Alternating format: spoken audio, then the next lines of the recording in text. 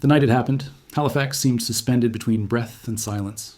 A soft fog crawled over the harbor, absorbing the sound of distant gulls and muting the glow of the streetlights until the city looked like it was holding a secret beneath its stillness.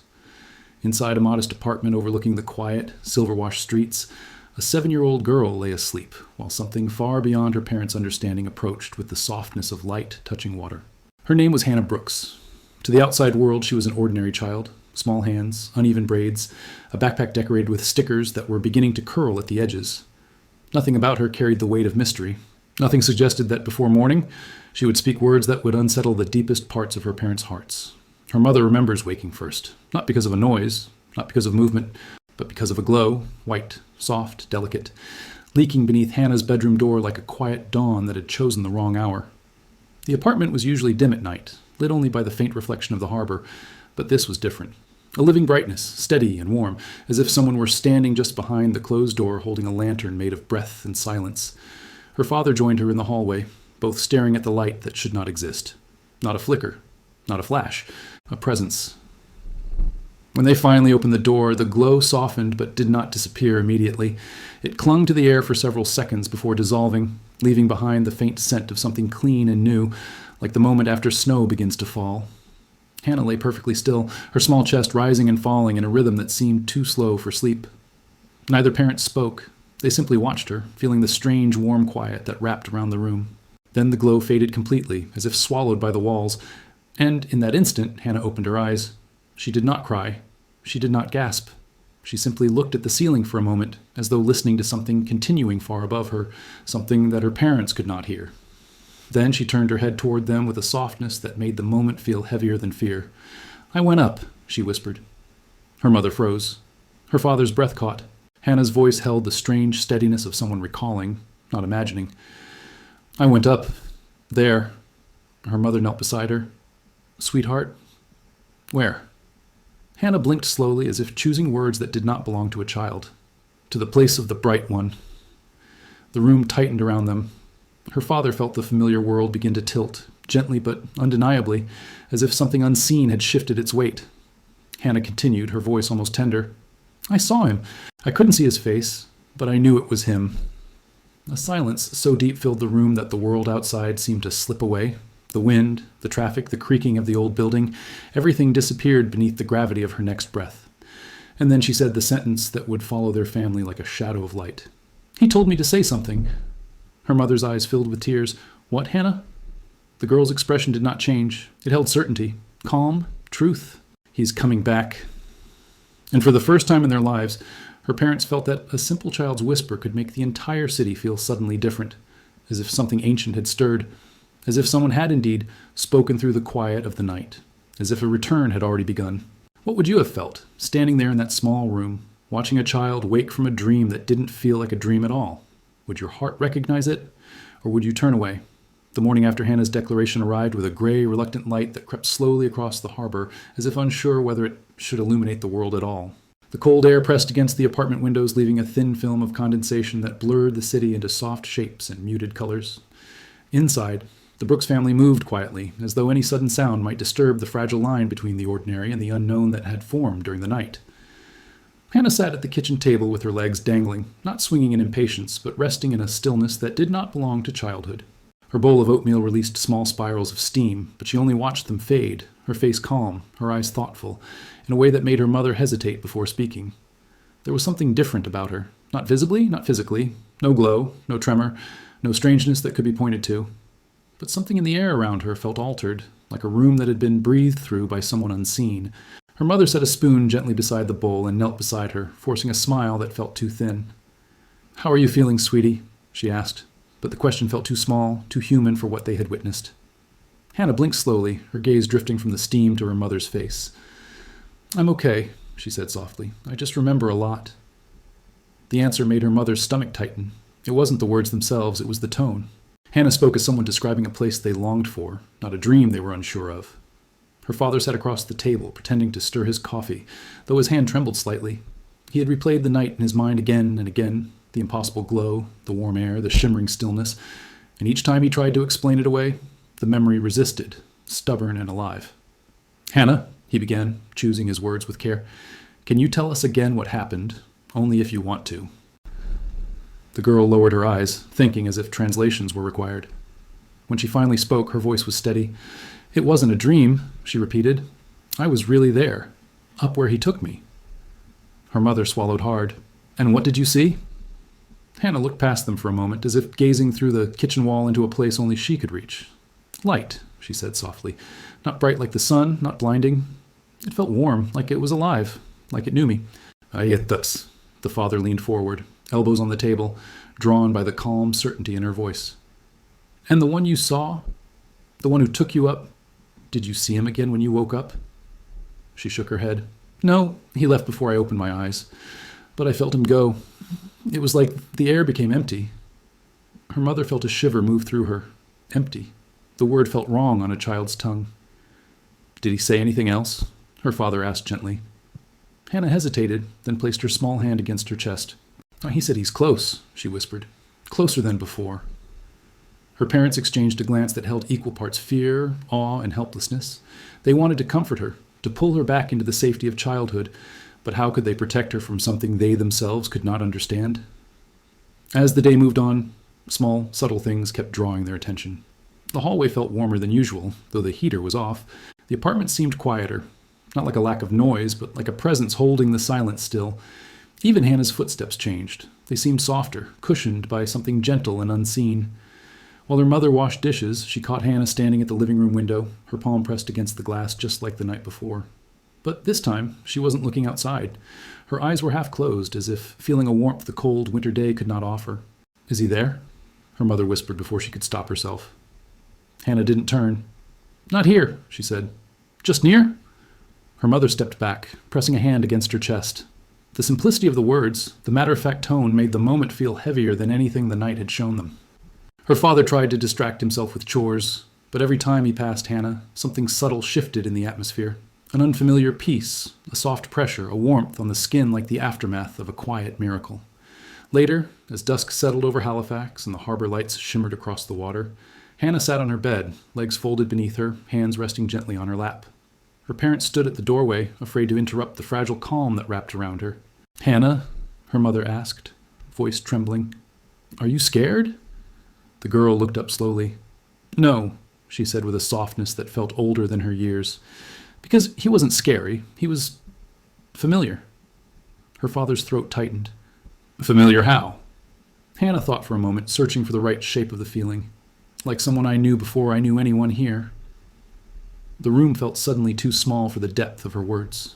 Her mother stepped inside and sat beside her, brushing a braid behind her ear. "Why did he come to you?" she asked. "Why not someone who could understand better?" Hannah leaned gently against her. "Because grown-ups don't hear him," she whispered. "Not the way we do." "We?" her father asked. She nodded. "Children." Her mother felt her breath catch. "And why did he tell you he's coming back?" Hannah looked toward the window again, her eyes reflecting the pale glow of the city. "Because it's almost time."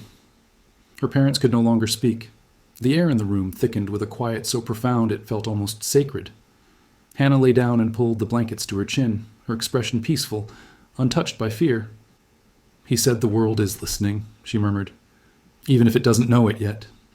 And as her eyes closed, the faint warmth returned, gentle, unseen, unmistakably present, settling over her like a second blanket. Her parents stood together in silence, knowing that whatever had touched their daughter's life was not finished. Something had begun in that small Halifax bedroom, something vast, something patient, something that had already changed everything, and the world, though unaware, had already started to lean toward it. In the days that followed, their apartment did not become a place of visions or thunder or holy voices. It became a place of almosts, almost sounds, almost lights, almost movements that made the world feel like it was standing 1 inch closer to something unseen. Nothing dramatic fell from the sky. The city went on breathing in its usual rhythm, buses hissing along wet streets, distant ship horns over the harbor, neighbors' televisions murmuring through the walls. But inside the Brooks home, the air felt slightly different, as if someone had turned down the volume of the ordinary to let something else be heard underneath. Her mother noticed it first in the hallway. She was walking toward the bathroom one afternoon when she felt the temperature change. The air around her arms warmed gently, like stepping into a patch of sunlight, but there were no open windows, no heater on, no obvious source. She stopped, frowning, and took a step backward. The warmth faded. She stepped forward again. It returned, soft, steady, almost welcoming. She stood there for several seconds, heart pounding, trying to convince herself it was her imagination. But when she reached out and touched the wall, the paint felt slightly warmer than the rest, as if something had passed through that space recently and left a trace of its presence behind. At night, her father began to hear the silence. Not the usual nighttime quiet, the distant hum of pipes and appliances, the muffled city sounds, but something deeper. Some nights, especially when Hannah fell asleep quickly and without effort, the apartment would slip into a stillness so complete it felt unnatural. The refrigerator would go quiet. The faint creak of the building would stop. Even the traffic outside seemed to soften, as if every sound had been gently gathered and held at a distance. He would lie awake, listening, feeling as if the whole world had paused to wait for something unnamed. The feeling left as suddenly as it came. Noise would rush back, the refrigerator humming to life, a car door slamming, distant laughter from the street. But during those pockets of stillness, he felt watched. Not by eyes, not by something crouched in the shadows, but by a presence that simply observed, calmly, patiently, without judgment. Hannah moved through these shifts with a kind of quiet ease, like someone walking inside a song only she could hear.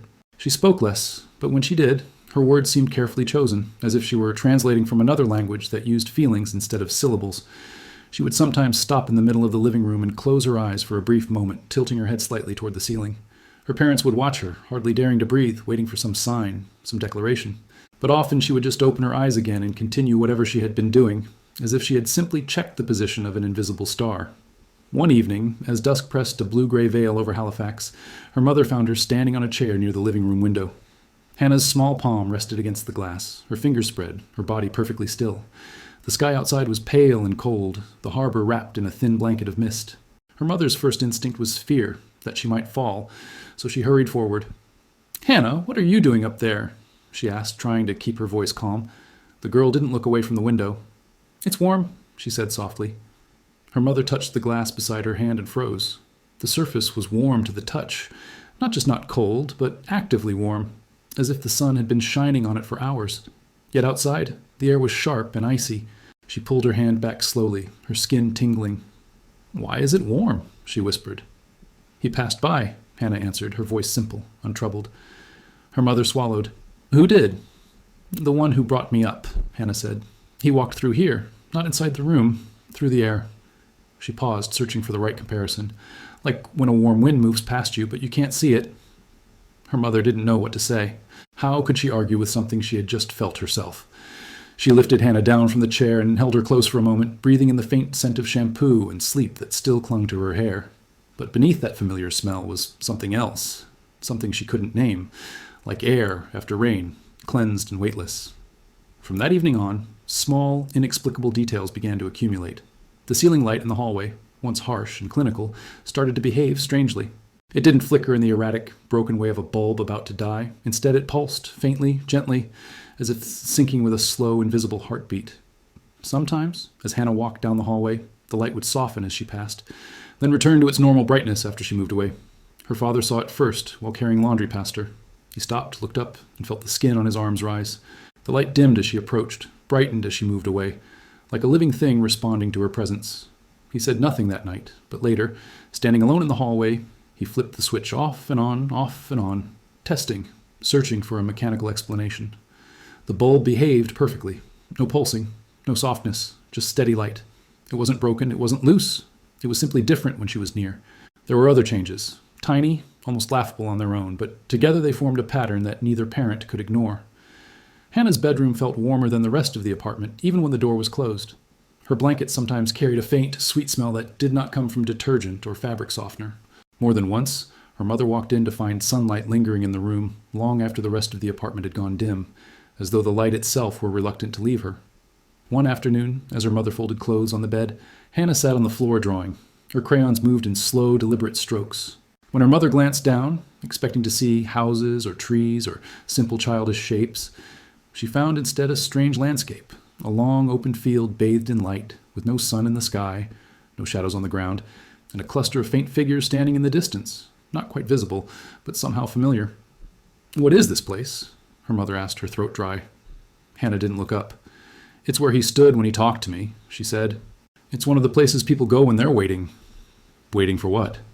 "For him to come back." The laundry slipped slightly from her mother's hands. She forced herself to breathe evenly, to stay calm, to treat this like a conversation about cartoons or school, even though every word felt like it was cutting through the life she thought she understood. "How do you know that?" she managed. "He told me," Hannah replied simply. Not with words, just inside. That night, her parents sat on the edge of their bed in the dark, the door ajar, listening to the quiet of the apartment. They no longer tried to convince each other that it had all been a misunderstanding. The weight of the small signs pressed too firmly against their denial. The warmth on the glass, the pulsing light. The impossibly still silence that sometimes fell over the apartment when Hannah prayed in that simple, childlike way. Eyes closed, lips barely moving, hands folded loosely as if holding nothing and everything at once. Her father ran a hand over his face and whispered, "Something is happening to her." Her mother's answer trembled. Or through her. Neither of them dared to say the rest of what they were thinking, that whatever had visited their daughter had not left when she opened her eyes. It had stayed. It watched. It moved quietly through light, through warmth, through silence, shaping itself around the ordinary corners of their home without asking permission. Later, as they checked on her before sleep, they found Hannah already drifting off, her breathing slow and peaceful. A faint softness hung in the air above her bed, as if the dark itself were lighter there. Her father reached out a hand, not touching her, not touching anything, just holding it above her for a brief moment. He felt it, a gentle warmth, impossible to deny. He withdrew his hand slowly, heart pounding, and met his wife's eyes in the dim light. No words were necessary. Their lives were no longer just about bills, work, and schedules. Their home had become the threshold of something that did not belong to this world, yet had chosen to lean down into it, through the dreams and whispers of a 7-year-old girl who simply said, with absolute certainty, that he was coming back. At school, the change in Hannah did not arrive with spectacle or confusion. It arrived with the instinctive awareness children have, the ability to sense when one of their own is carrying something invisible but unmistakably real. When her father dropped her off that Monday morning, the air outside was crisp, the playground still dusted with frost that glittered faintly under the weak sunlight. Children rushed past in bright coats, laughing, shouting, dragging their backpacks behind them. But when Hannah stepped onto the pavement, something in the atmosphere around her shifted so subtly that no adult noticed. Yet nearly every child paused for a moment without knowing why. She walked with the same small, gentle steps as always, but the air around her felt softer somehow, as if it cushioned her path. A few students turned their heads, watching her with quiet curiosity. One boy frowned, rubbing his arms, confused by an unexpected warmth brushing against him as she passed. Another girl blinked and whispered, "Did it just get quieter?" But her friend shrugged it off and ran toward the slide. Hannah did not acknowledge any of it. She walked inside the building with an expression of calm that belonged to someone who had already made peace with the extraordinary. Inside the classroom, Mrs. Ellery was arranging materials for the day when she felt something she could not name, a delicate awareness blooming in her chest the moment Hannah took her seat. The teacher shook it off, attributing it to exhaustion or the stress of the winter season. She had seen children come to class after strange dreams or emotional weekends, carrying storms or sunlight with them. But this was different. This felt like the quiet before something important. During morning reading time, the fluorescent lights overhead began to soften in a slow, rhythmic pulse, not flickering, not failing, but dimming and brightening with a gentleness that felt alive. Mrs. Ellery lifted her gaze and frowned. She expected to see the usual trembling flicker of a faulty bulb. Instead, the lights moved almost like breathing. She scanned the room. None of the other students seemed to notice, except for one. A girl near the front raised her hand hesitantly. "Mrs. Ellery, is it supposed to look like that?" The teacher opened her mouth to answer, but then she noticed something else. With each pulse of the light, Hannah's shoulders rose and fell in a pattern perfectly aligned with the dimming and brightening. The teacher's chest tightened. She looked quickly from the lights to Hannah and back again. When the girl exhaled slowly, the lights brightened. When she inhaled, they softened. And yet Hannah remained completely unaware of it. When recess arrived, the strangeness grew louder in ways adults could not interpret. On the playground, children ran across the cold ground, breath forming little clouds in the air as they shouted and chased one another. But in the corner of the yard, on an old wooden bench, Hannah sat alone, hands folded neatly in her lap, watching everything with a quietness that did not seem lonely. A small group of children paused mid-game when they reached her side. One boy lifted his hands and stared at his skin as if confused by his own senses. "It's warm here," he muttered. Another child touched the air near Hannah, then looked back at her friends. "She feels like summer," she whispered. They weren't scared, just puzzled. Children always recognize what adults cannot. Presence. Mrs. Ellery watched from the doorway, feeling something inside her insist that she approach. She crossed the playground, her boots crunching softly over the frost, and knelt beside Hannah. "Are you feeling all right today?" she asked. Hannah turned her head slowly, Her eyes held the same calm depth she had shown her parents days before. "I'm feeling what I'm supposed to feel," she answered. "And what's that?" the teacher asked. Hannah tapped her chest lightly. "Someone is near." A shiver climbed up the teacher's spine, but not from fear. From surrender, the quiet realization that she was speaking to a child who had touched something she herself could not comprehend. That evening, when the school sent home an email noting Hannah's unusual calmness and strange atmospheric changes around her, the Brooks parents read it in silence at the dinner table. They didn't discuss it. They didn't deny it. They simply added it to the growing list of things they no longer knew how to explain. But the world was not finished noticing. In the grocery store, a stranger passing by suddenly paused beside the cart, staring softly at Hannah with a look of recognition she could not place. "She's peaceful," the woman murmured almost to herself, before walking away quickly. At the post office, the mail carrier stepped back from the open apartment door as if he had walked into a pocket of unexpected warmth. He stumbled on his words, blinked several times, then handed the package to her father and hurried away. Even the neighbors, practical, uncurious people, began asking odd questions in the hallways.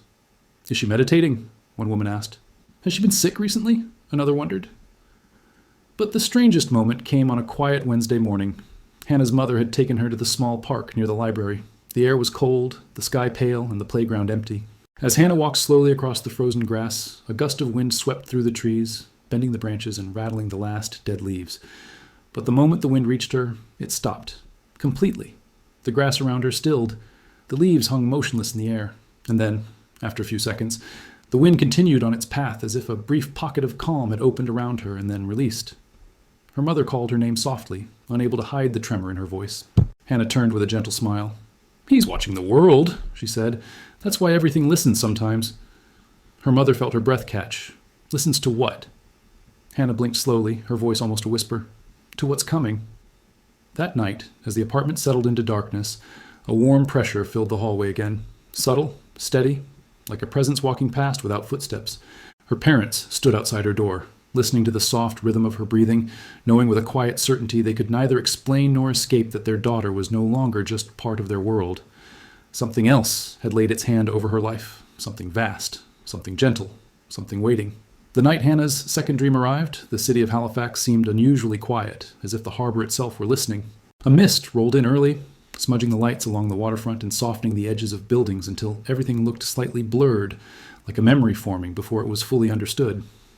Inside the Brooks apartment, the evening carried its familiar rituals: dinner, dishes, a short cartoon on television. But beneath every action lay an unspoken tension neither parent dared to acknowledge. They watched their daughter with subtle glances, noticing how she moved through the rooms without disturbing a single shadow, how her presence softened the air around her without effort. It was no longer strange to them. It was simply real. After bedtime, her parents lingered in the hallway for several minutes, listening to the soft rustle of her blankets, waiting for the moment when the quiet in her room shifted into something deeper, something that felt like a threshold. When her breathing settled into a slow, steady rhythm, they finally stepped away, though neither felt ready to sleep. Her mother read on the couch, turning pages without absorbing the words. Her father stood by the window, staring at the harbor lights, and wondering if the world had always felt this fragile, and he only now realized it. Something was approaching, and he felt it as surely as he felt the cold glass against his fingertips. It happened shortly after midnight. A warmth drifted through the apartment like an invisible tide. It didn't come from the vents, or the radiators, or the walls. It moved through the air with deliberate softness, brushing over the furniture, pressing gently against the skin, carrying a faint scent like clean night air after rain. Her father sat up instantly. Her mother stiffened, the book slipping from her hands. They both felt it. The unmistakable shift, the presence that entered without sound, without form, without permission, but with the gentle familiarity of something that had already been there many times before. They rose quietly and walked toward Hannah's room. The hallway light dimmed as they approached, not in a random flicker, but in a slow breathing pattern, as if matching a rhythm older than sleep. When her father placed his hand on the doorknob, the warm sensation deepened. He pushed the door open. Hannah lay perfectly still under her blankets, her small hands resting calmly on her chest. Her face was peaceful, but there was something different about her expression, something absorbed, as if she were listening to distant music drifting across a vast field of quiet. Above her bed, the air shimmered faintly, bending the darkness into a subtle curve of softness that suggested movement, though nothing visible moved. Her mother pressed a hand to her mouth, willing herself not to gasp. They stood in the doorway, powerless, watching their child sleep inside a stillness that felt almost sacred. A moment later, Hannah exhaled deeply, and her body relaxed even further, almost too far, like someone surrendering completely to a force that held her with perfect tenderness. Her breathing slowed until each inhale sounded like a faint echo coming from somewhere else. The shimmering above her brightened by a fraction. Then the room darkened again. Her mother took a step forward, terrified she was witnessing her daughter slip into something irreversible, something she could not protect her from. But before she could speak, before she could even touch the blanket, a warmth spread across her palm, a warning without threat, a message without sound. Let her be. Hannah's lips moved. At first, no sound came out. Her father leaned closer, heart pounding. Then slowly, with the softness of a child talking in her sleep, her voice drifted into the room. He called again. The words were almost a breath. Her mother froze. He asked me to come. Her father swallowed. Where? He whispered, though he already feared the answer. A faint smile touched her lips. Up. Her small body grew impossibly still, as if resting inside a silence so deep no earthly sound could reach it. And then, a shift. The shimmering above her brightened again, just enough to reveal the slightest distortion in the air, like heat rising from a distant road. Her eyelids fluttered. Her breath escaped in a soft gasp. The mattress beneath her seemed to lighten for a fraction of a second. Her mother felt tears fill her eyes. Hannah, come back, she whispered, reaching out. The shimmering receded instantly, as if responding to the mother's fear. The silence broke. Hannah's breathing deepened. Her eyes opened slowly, heavy, dazed but calm. She looked at her parents with a sleepy smile that felt strangely ancient. It's okay, she murmured. He wasn't taking me, he was showing me. And what did you see? Her father asked, voice unsteady. Hannah shifted slightly, her gaze drifting upward toward the ceiling. The place again, she whispered. The field, the quiet one standing at the edge, and something else this time.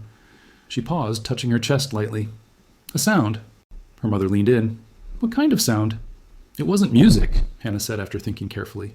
It wasn't talking. It was like the world holding its breath before saying a name. Their hearts pounded in their chests.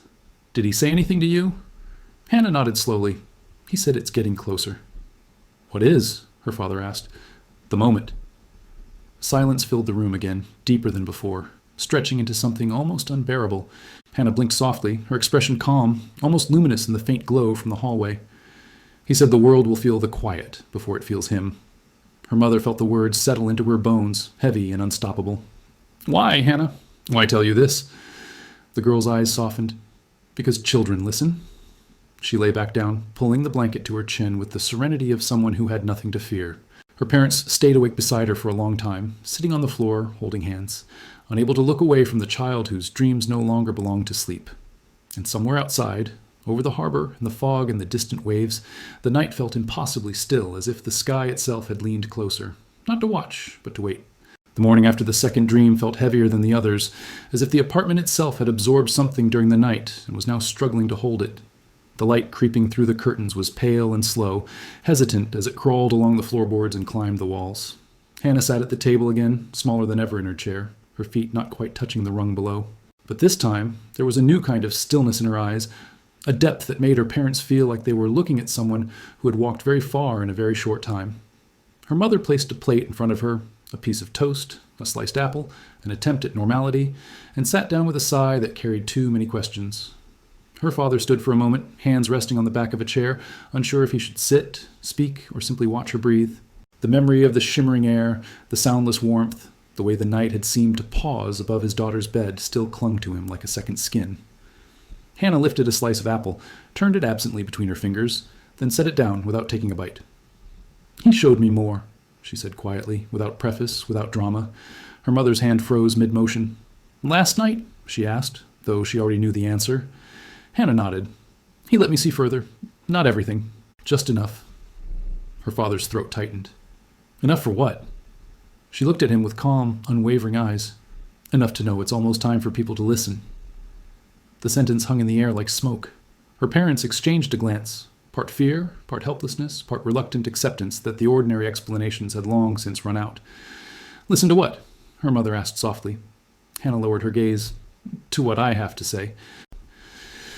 The idea of their 7-year-old daughter having to say anything to the world felt unbearable. They were parents. Their instinct was to protect, to shelter, to keep her small and safe and hidden from whatever strange current had swept her into this role. But that instinct now stood in front of something larger, something they didn't understand, a call that had not come from them, that did not ask their permission. That afternoon, while Hannah was at school, they sat on the couch with a laptop between them, searching in desperate silence for answers. They looked up near-death experiences, spiritual awakenings in children, psychological phenomena, sleep disorders. Every article gave them a different lens, a different vocabulary, but none of them matched the gentle precision of what they had seen in their own home. There were no seizures, no confusion, no fear, only clarity, peace, presence. "What if this is dangerous?" her father whispered, rubbing his forehead. "What if something is using her?" Her mother shook her head slowly. "Dark things don't bring this kind of peace," she said, and even she was surprised by the certainty in her own voice. "They don't soften the room. They don't make everyone who comes near her feel safe." She looked toward Hannah's bedroom door, closed and quiet, as if expecting light to leak from under it again. "You felt it. I felt it. Whatever this is, it's not here to harm her." He exhaled, long and shaky. "Then why does it feel like the whole world is about to change and we're standing too close to where it starts?" They tried a doctor first. It was the most rational step, the one their old lives would have taken without hesitation. A small pediatric clinic, neutral walls, quiet music in the waiting room trying to make anxiety feel less sharp. Hannah sat between them, legs dangling, hands folded on her lap, watching the fish move slowly in the aquarium in the corner as if they were part of a different, calmer world. The doctor listened politely as they described vivid dreams, odd sensations, strange calm. They didn't mention shimmering air or breathing lights. Some details felt too holy to hand over to clinical language. The doctor asked Hannah a series of gentle questions about sleep, about school, about how she felt when she woke up from her dreams. Hannah answered each one with simple honesty. "I'm not scared," she told him. "I just feel like I'm supposed to remember what he shows me." "Who is he?" the doctor asked, pen paused above his notepad. "The one coming back," she said. "The one who loves us all." The doctor smiled kindly in the way adults do when they hear a child speak about faith and imagination. He checked her reflexes, her eyes, her heartbeat. Steady, strong, perfectly normal. He recommended observation, journaling, maybe some counseling, if the dreams persist or become disturbing. As they left, the fluorescent lights in the hallway dimmed just slightly when Hannah passed under them, and then brightened again. The doctor did not notice. Her parents did. On the way home, the sky over Halifax felt lower somehow, the clouds hanging heavy, as if they were being gently pulled downward by something only the earth could feel. In the car, Hannah looked out the window, watching the buildings slide past, the harbor in the distance reflecting dull silver. "He's not angry," she said suddenly. Her mother glanced back at her. "Who?" "The one who's coming back. People think he's coming to punish. He's not. He's coming to finish." Her father gripped the steering wheel harder. "Finish what?" Hannah thought for a moment, then answered in a hushed voice. "The promise." That night, the three of them sat at the kitchen table again, but this time there was no attempt at small talk. There was only the quiet awareness that something inside the walls of their home had grown too large to keep contained. "What do you mean when you say people need to listen?" her father asked. "Listen how? To who?" "To the warning," Hannah said gently, "and to the hope." Her mother leaned forward. "What warning?" "That things won't stay the same," she replied. "That the quiet before he comes will feel heavy for a lot of hearts. Some will feel afraid. Some will feel like they're waking up from a long sleep. But it's not to scare them, it's to shake them." "How do you know all of this?" her mother whispered. "Because he showed me people's faces," Hannah said, her eyes filling with a sadness that didn't belong to a child. "So many faces. Some were looking up, some were not. The ones who weren't looking up looked tired, lost. But when they heard what I said, some of them turned. Some of them remembered." Her father's voice trembled. "Remembered what?" "That he is real. That he is coming back. That he never left them, even when they thought he did." The decision came from a place between terror and obedience. Her mother suggested it first, her voice uncertain, yet strangely firm. Maybe we should record her. Not to expose her, just to remember. To have proof for ourselves that we didn't imagine this. Her father hesitated. The idea of putting a camera in front of Hannah felt like crossing a line. But another part of him, quieter, deeper, whispered that this message was not meant to wither in the shadows of their living room. That weekend they set a simple phone on the table, its small lens pointed toward Hannah as she sat with her palms resting on the wood, her braids slightly uneven, her expression calm in the soft afternoon light. "You don't have to do this if you don't want to," her mother said, her voice trembling. Hannah nodded. "I know, but he wants people to hear." Her father swallowed. "Do you know what you're going to say?" She smiled gently. "He'll help me remember." They hit record. For a moment, nothing happened. Hannah sat in silence, looking down at her hands. Then she lifted her eyes, and something in the room shifted. The familiar warmth, the soft pressure around the edges of the air, the subtle sweetness of a presence that never announced itself but was always unmistakable. When she spoke, her voice was still that of a 7-year-old girl, but something inside it felt larger, as if every word were resting on the edge of a greater echo. "I had a dream," she began. "But it wasn't just a dream. I went up. I went to a place full of light. I saw someone there. I couldn't see his face, but I knew it was him. I knew it in my heart before I even looked." She paused, her gaze drifting slightly as if remembering the brightness itself. "He told me to say this. He is coming back." Her mother's eyes filled with tears, but she stayed silent. The phone kept recording, the small red dot blinking like a heartbeat. "He said the world is already feeling it," Hannah continued softly. "That's why some people feel restless or sad, or like something is missing even when they have everything. Their hearts can feel the quiet before he comes. They just don't know that's what it is yet." She leaned forward a little, as if speaking directly to someone who wasn't there. "He's not coming back to destroy everyone. He's coming to finish what he started, to bring home what belongs to him. He wants people to look up, to listen, to remember that he loves them, even the ones who think he doesn't, especially them." The room thickened with emotion. Her parents could barely breathe. There was nothing theatrical in her tone, no dramatic gestures, no rehearsed phrases, only an innocent certainty that made the moment feel unbearably pure. "And he said," Hannah added, her voice dropping to a tender whisper, "that I had to say it out loud, not just to my mom and dad, to more people, because time is not as long as they think. It's shorter now." When they stopped the recording, the three of them sat in silence for a long time. No one moved. The phone lay between them, heavy with what it now held, the fragile weight of a message too large for a single family. Her father finally picked it up with trembling hands and replayed the video. It was all there. The words, the tone, the presence, the way the light seemed slightly softer around her. "What are we supposed to do with this?" he whispered. Her mother stared at the screen, tears finally spilling down her cheeks. "If this is really him, if this really is from heaven, how can we keep it to ourselves?"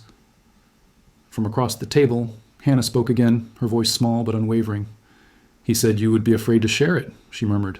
"But he also said that some hearts will wake up when they hear it. He said not everyone will believe me. Some will laugh. Some will say I'm just a child. But the ones who belong to him, something inside them will know. They will feel it. Here." She touched her chest. Her parents looked at each other, then at their daughter, then at the phone that had captured her words. Outside, the harbor lay still, the water reflecting a sky that seemed to be holding a breath it had not yet released. Inside, in that small apartment, a decision was forming, fragile, trembling, and yet filled with a strange, undeniable peace. They didn't know how or when, or to whom. They only knew this. The message had entered their home, passed through the lips of a 7-year-old girl, and settled into the fabric of their days. It would not stay inside forever. It was moving toward the world, and somewhere beyond the city, beyond the clouds and the quiet and the fragile stretch of time, something patient and holy was drawing closer, exactly as she had said. He is coming back. For several days, the recording stayed inside the Brooks apartment like a caged heartbeat. They watched it again and again, not because they doubted what they had captured, but because each viewing felt like stepping into a room where the world was shifting in ways they still couldn't name. The video did not change. Hannah's voice remained steady. Her expression remained calm. The faint softness around the edges of the frame, the warmth, the almost living stillness, remained as impossible to explain as the message itself. But something inside the parents began to change. A pressure, a waiting, a quiet insistence that the message would not remain hidden forever. On a quiet Thursday evening, while fog rolled over the harbor with the softness of a blanket, the decision finally came. Not with certainty, not with boldness, but with surrender. Hannah was in her room drawing. Her parents sat together at the kitchen table, the phone lying between them. They didn't speak for a long time. Words felt too fragile, too small for the weight of the moment. They simply breathed in the stillness and waited for the courage to meet them. It was her father who finally whispered, "If we don't share it, we're disobeying him." Her mother nodded slowly, tears filling her eyes. "But once we do, everything changes." He reached across the table, taking her hand. "It already has. They didn't post it with fanfare. There was no title meant to shock, no dramatic introduction. They uploaded the video quietly, almost reverently, to a small social media page her mother rarely used. A simple caption. A message from our daughter. We don't understand it, but we know it's real." They sat together on the couch, watching the loading bar crawl across the screen. When it finished, and the video was finally online, her mother pressed a trembling hand to her lips. Her father closed his eyes. Then they waited. Nothing happened at first. Minutes passed, then an hour, a few views, a few silent watches from strangers who didn't leave comments. They almost allowed themselves to believe that maybe the world would ignore it, that maybe the message was too gentle, too quiet, too unlike the loud chaos the internet was used to. But then the first comment appeared. I don't know why, but I can feel something when she talks. Another, I don't believe in these things, but her eyes, something about her eyes. And then, explain why I'm crying right now. I don't know this child. The views doubled, then tripled, then climbed with a strange, organic certainty, as though the message knew exactly where it was supposed to go. People began sharing the video without commentary, without hashtags, without explanations, just sharing it as if passing forward a whisper too important to hold alone. 30 minutes later, the first private message arrived. My son watched this and said he felt warm. That doesn't happen to him. He never reacts to videos. What is going on? Others followed. A young woman wrote, I felt something in my chest, not fear. Something like a memory. A good one. A man from across the country sent a message saying, I'm not religious, I don't pray. But when she said, he is coming back, I felt like I wasn't alone in the room anymore. Within 2 hours, the video had traveled farther than the Brooks family had ever imagined. By nightfall, it had crossed borders. By midnight, translations appeared. Spanish, French, Filipino, Arabic. Even though the parents had not asked for them, people claimed they felt compelled to share the message in their own languages. They said they couldn't sleep until they did. The phones buzzed, comments multiplied. A small wave grew into something undeniable. The world in its quiet corners had begun to wake up. But inside the apartment, where the message had been born, the atmosphere remained strangely still. Hannah sat on the living room floor, drawing with the same calmness she had carried since the dreams began. She was not distracted, not excited, not even curious. She seemed to have known all along that the message would move this way, like water seeking its way down a hill. Her mother knelt beside her. Sweetie, she said softly, a lot of people are watching your video. Hannah didn't look up. She finished coloring a stroke of soft yellow light in her drawing. I know, she said. He said they would. A tremor moved through her mother. Are you happy about that? Hannah paused her drawing just long enough to think.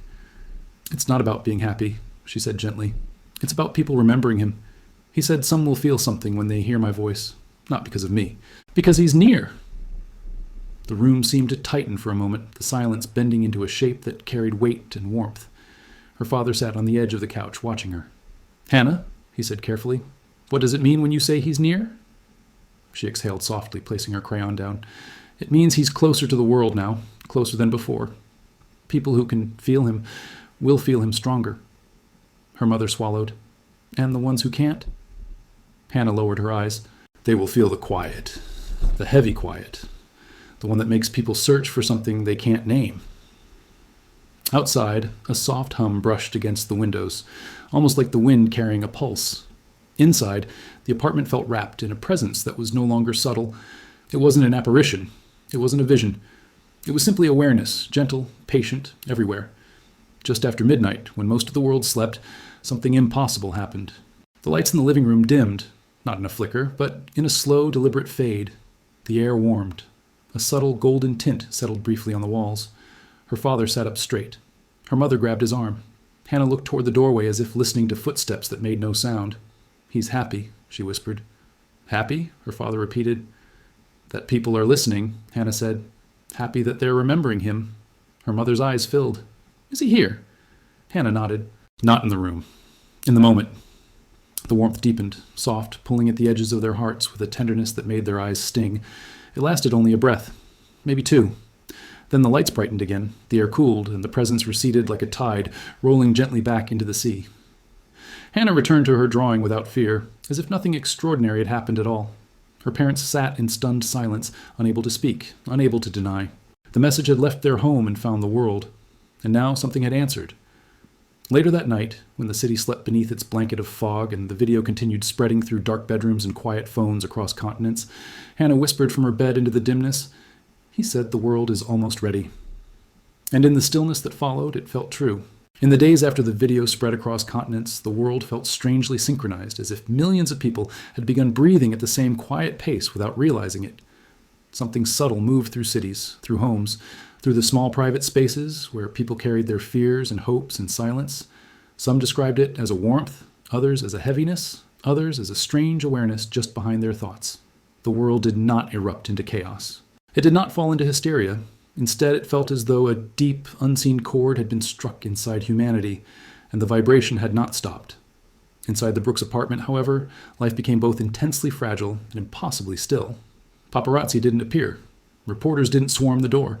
The family's anonymity remained intact, perhaps protected, perhaps chosen for them, but they received thousands of messages. Stories poured in from strangers across the world. Dreams of light, sudden moments of peace, unexpected tears, feelings of being called by name without hearing a voice. People wrote that they had stopped in the middle of busy grocery aisles because something brushed against their hearts when they remembered Hannah's words. Others said they woke in the night with a sense that someone had stood beside their bed, not threatening, but patient. Her parents read these messages quietly, overwhelmed by how many lives their daughter had touched with just a few whispered truths. They didn't know what to say in reply. They didn't know how to comfort or guide people when they themselves were still trying to understand the magnitude of what had entered their home. But they kept reading, because every story felt like a thread woven into something vast and unseen. Hannah remained calm. She did not boast. She did not fear. She simply existed inside a depth that no adult could fully comprehend. She spent long hours drawing, fields of light, silhouettes that seemed both distant and familiar, quiet landscapes where shadows did not exist. Her parents noticed that she rarely drew people. When they asked why, she answered softly, "Because they're not supposed to be seen yet." One quiet evening, as the sun sank behind the harbor and turned the sky into a sheet of soft gold, her mother found her standing at the window again, her small palm pressed against the cool glass. "What are you looking for?" she asked gently. Hannah didn't turn. "Not looking," she murmured. "Listening?" Her mother approached slowly. To what? Hannah's eyelids lowered slightly, her breathing softening into an almost reverent calm. "To the quiet before he moves?" Her mother's breath caught. "Is he coming soon?" Hannah nodded faintly. "Not in days, not in months, in hearts." The sentence felt like a key turned inside an ancient lock. Her mother leaned closer. "What does that mean?" Hannah finally turned her head, her expression tender with a wisdom she shouldn't possess. "It means he doesn't arrive like people expect. He arrives like light entering a dark room. People feel him before they see him." That night, something shifted in the apartment. Not dramatically, not visibly, but deeply. Her father sensed it first. An almost magnetic pull in the air, a gravity that seemed to originate from somewhere just beyond the edge of perception. He walked through the hallway slowly, aware that each step felt slightly heavier, as if the walls themselves were absorbing his presence. When he reached Hannah's room, he found her sitting upright on the bed, eyes open, hands resting on her lap. She wasn't frightened. She wasn't even surprised. She looked like she had been waiting for him. "He's closer tonight," she said simply. He swallowed hard. "Closer how?" She lifted her hand and held it slightly above her chest, as if measuring the distance between her heart and something else. "Here," she whispered. "He's standing here." Her father felt a rush of warmth across his shoulders, so sudden and gentle that it brought tears to his eyes. He sat beside her, unable to speak, unable to pretend. She leaned her head against his arm. "You can feel him if you stop trying to understand," she said softly. "He doesn't need your mind, just the quiet part of you." Later, her mother joined them, and the three sat together in the dim glow of the bedside lamp. The room felt full, alive with a presence that did not show itself but made itself known. Hannah breathed deeply, her eyelids fluttering as if she could hear something they could not. "He's almost ready," she said. "The world is almost ready, too." Her father whispered. "Ready for what?" "For the moment when everything becomes real to everyone," she answered. "Some will feel joy, some will feel fear, but all will know." They stayed in her room until she fell asleep, her breathing slow and peaceful, the warmth lingering long after her eyes closed. When they finally stepped into the hallway, her mother whispered, "I think I'm starting to feel him too." Her father nodded. "Me too." Neither dared to say the truth that trembled inside them, that maybe this was no longer just happening to their daughter. Maybe it was spreading through them, through their home, through the world. The next morning, Hannah woke just before dawn. She walked to the living room and stood in the center of the rug, her bare feet silent against the floor. The light outside was still blue, the sky just beginning to peel away the night. She closed her eyes. For a long time, she didn't move.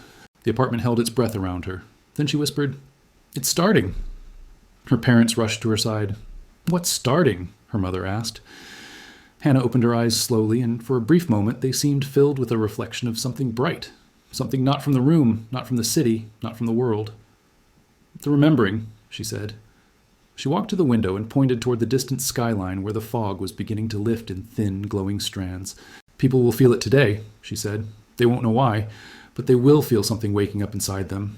Some will look for answers. Some will try to ignore it. Some will try to hush it." She placed her small hand against the glass. "But it's already there." As the first rays of golden dawn slid across the harbor, touching the rooftops and streets below, Hannah whispered the final words that would remain with her parents for the rest of their lives. "The world is stepping into its quiet, and quiet is where he comes." Outside, the city continued as if nothing had changed. Cars moving, doors opening, buses stopping, people living their lives. But inside the Brooks apartment and inside hearts across the world touched by her message, something had undeniably shifted. A stirring, a warmth, a call. And though no trumpet sounded, no sky split open, no visible sign marked the horizon, the truth echoed softly in the spaces between breaths. He is coming back. And the world, without knowing it, had already begun to bow.